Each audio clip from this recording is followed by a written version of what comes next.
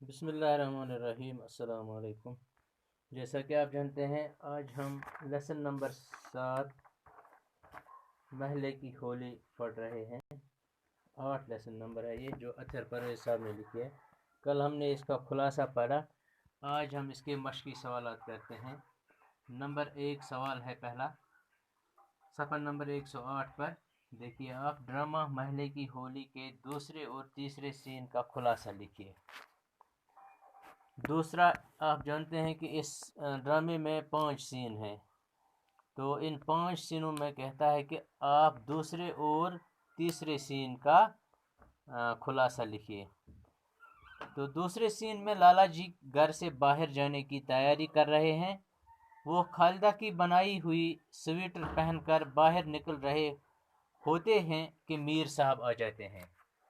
वो लाला जी से इनके दोस्त शहबाज खान की शिकायत करते हैं और कहते हैं कि उन्होंने बताया कि वो लाला जी के घर का खर्च चलाते हैं। लाला जी मीर साहब की बातों पर यकीन करते हैं और बहकावे में आ जाते हैं। लाला जी के जाते ही मीर साहब खुश होते हैं कि वो लाला जी को बहकाने में कामयाब हो गए। इसके बाद तीसरा सीन है। तीसरे सीन में लाला जी गुस्से की हालत में अपनी बीवी के सामने शहबाज खान की शिकायत करते हैं कि इसने कहा कि वो हमारे घर का खर्च चलाता है। यह सुनकर लाला जी की बीवी भी गुस्से में आ जाती है। लाला जी कहते हैं कि वो इससे पूरे मोहल्ले में बदनाम कर देंगे। उसी वक्त पंडित जी आते हैं और होली के चंदे की बात करते हैं और कहते हैं कि वो खान साहब को भी चंदा वसूल करने के लिए बुलाएंगे, मगर लाला जी उन्हें ऐसा करने से रोकते हैं और खान साहब के बारे में बुरा भला कहते हैं। ये थे ये 2 सीन। अब दूसरा सवाल है, लाला जी के किरदार का खाका पेश कीजिए। इन्हें इसका किरदार कैसा रहा।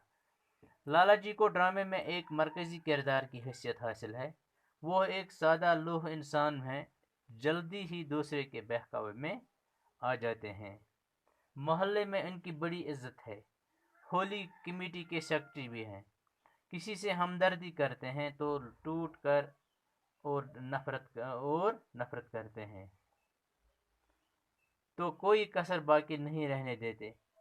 इनमें तअस्सुब नाम की कोई चीज़ नहीं है। दिल के बहुत सीधे हैं। तो इंशाल्लाह कल तीसरा और चौथा सवाल करेंगे। आज का इतना ही। खुदा हाफिज।